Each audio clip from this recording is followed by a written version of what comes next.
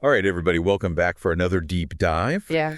Today we're going to be looking at some leaked photos from the set of the new Masters of the Universe movie. Yeah. And these photos have popped up on a Spanish film website called A Cartelera. Right. And it's interesting because these photos don't just give us a look at the costumes and the set. They kind of hint at like a new direction that the story might be taking, which is really interesting. Oh, okay, so lay it on me. What are we looking at here? Well, we see Nicholas Galitzine, our new He-Man, looking totally jacked. Yeah. But the really interesting thing is that he is being arrested, and not by, Eternian guards or anything like that, but Yeah. by just like regular police officers. Okay, so are we thinking like fish out of water? Like, is No. He-Man going to be stuck in modern-day Earth? That's a good question.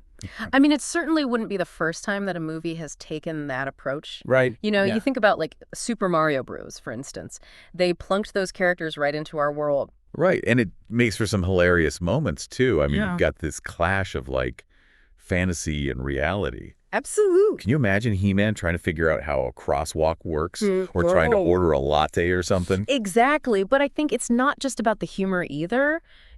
By putting He-Man in a contemporary setting, it kind of forces him to confront these issues that he wouldn't really have to deal with in Eternia. Right. Like how would a warrior like He-Man, who is used to this absolute power, how would he deal with concepts like due process or freedom of speech? Interesting. It's really interesting. It could add a lot of depth to his character. Yeah, it really makes you wonder if this movie is going to kind of tackle these themes of power and responsibility in a way that, like, the originals never really did. Absolutely. And don't forget, the article also mentions Morena Baccarin as Tila Oh, wow. and Jared Leto as Skeletor. Those are some serious casting choices right there. Really serious casting choices.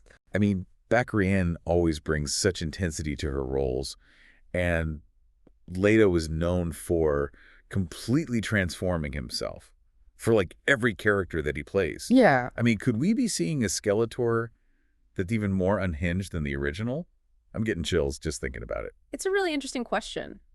And speaking of the original, Nicholas Galitzine did an interview with Collider, and it's mentioned in this E. Cartelera article as well, Okay. where he actually talks about the movie's tone, Interesting. and he says it's going to be different from the old cartoon, but it's still paying homage to the source material. Okay. He even mentions that they're using the original stories as a sort of Bible. So they're really walking this tightrope of trying to appeal to, like, the old school fans who grew up with Masters of the Universe, but also bring in something new to the table. It's a tough balance to strike, for sure. You don't want to just like rehash the same story. Right, and that makes me think about, like, the visual side of things, too.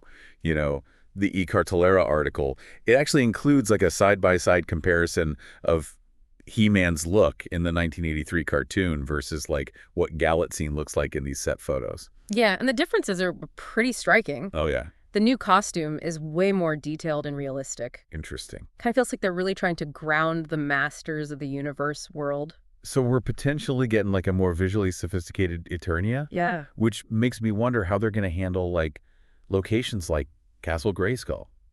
Are we talking, like, hyper-realistic CGI or something more stylized? That's a great question. I mean, it'd be really interesting to see how they balance, like, those fantastical elements of Eternia with this new visual aesthetic. Totally. And all this talk about, like, visuals and tone makes me even more curious about how He-Man ends up getting arrested in the first place. Yeah. I mean, what do you think leads to that? Well, if they are going for this fish out of water thing, maybe it's just like a big misunderstanding.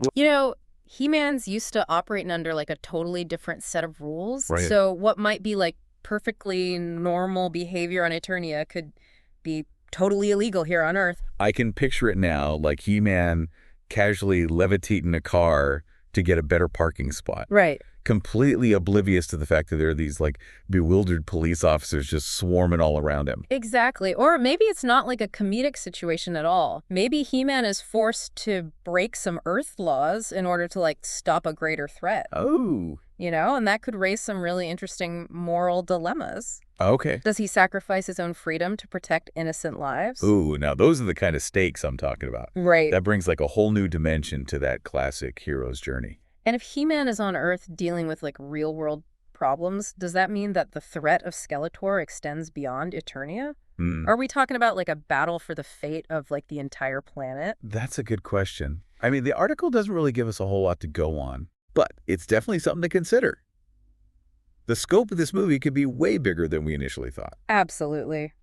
And with a release date of June 5th, 2026, which feels like forever away, I know. they've got plenty of time to flesh out those big ideas. It does make you wonder, though, what kind of marketing campaign they're going to come up with. I mean, how do you get people hyped for a Masters of the Universe movie in today's world? Right. Especially when you're trying to appeal to both, like, those nostalgic fans, Yeah. or also a whole new generation. Yeah, it's a real challenge. You got to tap into that nostalgia factor, but at the same time, you got to showcase, like, what's new and exciting about this version of the story. For sure. Yeah, Maybe they'll lean into, like, the individual characters in the trailers, Right. Give us a glimpse of He-Man training in Eternia Tila kicking butt and Skeletor being his gloriously evil self. I like that idea. Give people a little taste of, like, the backstory and the motivations. I think that would be a smart way to hook both the old fans and the new fans. And visually, they could do, like, posters that reimagine that classic Masters of the Universe artwork, Yes. but with, like, a modern twist to it. That'd be so cool. They could even, like, collaborate with artists to create, like, limited edition prints or merch. Oh, yeah. I mean, the possibilities are pretty much endless. Endless. But at the end of the day, the movie's success is going to depend on, whether or not they capture the heart of what made the original so iconic, while also telling a story that's going to resonate with today's audience. It's a tall order, but based on what we've seen so far, I'm feeling cautiously optimistic. I mean, the cast is incredible. The director seems really passionate about the source material, and these leaked photos seem to hint at a story that's both unexpected and potentially hilarious. Yeah, it seems like they're putting a lot of thought into this adaptation, which is always encouraging. Well, there you have it. Our deep dive into the world of Masters of the Universe and the mysteries behind those leaked photos. What do you think about He-Man getting arrested? Is it a fish out of water situation or something else entirely? We want to hear your thoughts. Head over to our social media and let us know. And while you're there, tell us who you'd cast as some of the other iconic characters you know. Oh, yeah. Who would you pick to play Man-at-Arms Beastman or Evil Lyn? Ooh, good question. Let's get this casting discussion going. We can't wait to hear all your theories and predictions. Until then, remember the power of Grayskull awaits.